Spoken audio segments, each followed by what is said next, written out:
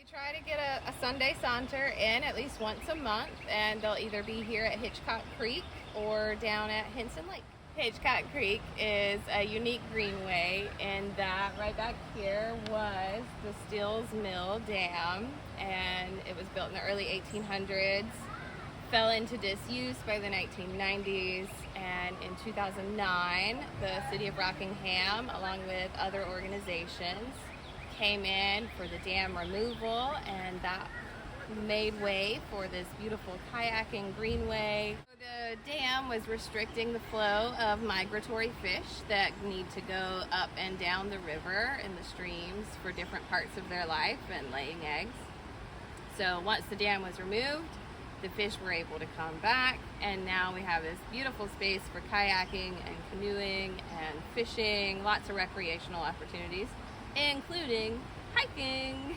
Privet, the Chinese privet. Yep. This was one that I found in our yard too, and it smells wonderful. First of all, I mean, you can smell it. We actually didn't realize what we were smelling in our own yard. The other day we were like, it can't be anybody's gardenias blooming already. We don't have honeysuckles around here. What's that smell? But this Chinese privet that people had brought over and now is all over the place, but wonderfully smelling, white flowers on it right now, and we point that out. And some of the other things, you know, there's a lot of invasive things here, you know, kudzu and that, but we have lots of natural ones here too that we would point out and try to find the beauty in all of it, you know, because it's part of what's our home. One in particular is Virginia creeper, and I love to point it out because everybody wants to freak out about getting outside because, oh, there's poison ivy and poison oak and poison sumac, and yes there are, but identification is the key. So Virginia creeper, a lot of people confuse with poison ivy. It's got the 5 leaves, but there's actually some growing on this tree right over here. And it's a great food source for lots of the animals that you find out here at Hitchcock Creek, like our possums and rabbits and foxes. They'll all nibble on it. Hitchcock Creek is one of only 4 streams that does not flow to the east. It actually flows to the west to enter into the PD River, where it would then, of course, flow east. Only 4 streams in the whole state do that. Huh. But we are in the Sand Hills. Still, the water itself, right? Is it totally clear? And No, it looks like sweet tea. I was about to say. it looks looks like like sweet sweet tea. And I don't recommend drinking it because there is not sugar in it and it will not be good.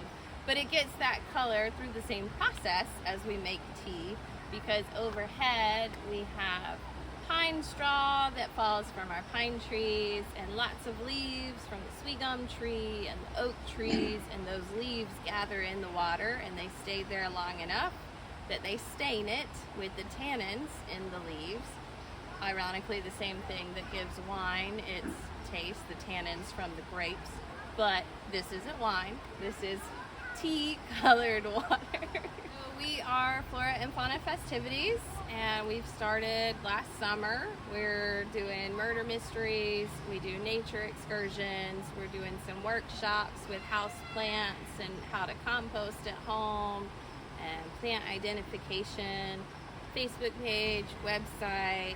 There's a birding basics you can read up on there too, because we love to identify our birds on our hikes. Merlin app.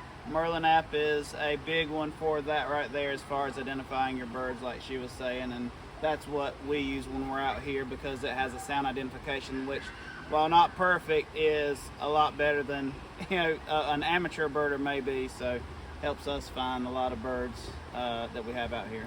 Oh, and I got one more question, which is, what made you want to get into doing these tours? So once upon a time, I was a classroom teacher, and we all know how COVID has affected the school systems, and I had to do something more. I had to do something different. The kids weren't able to really get it in that 6 foot apart, no touching anything environment, and so getting out into nature with the same concepts and learning, I feel like everybody can benefit, not just school-age children. Absolutely, absolutely. Just one that yearning to get out is kind of what pushed you, what made you want to follow through with this. Yeah. So like mental health became a bigger issue than it had ever been before, and getting outside in nature to take that breath, to slow down, to relax, it's really been a beneficial experience for everybody struggling with getting back to normal.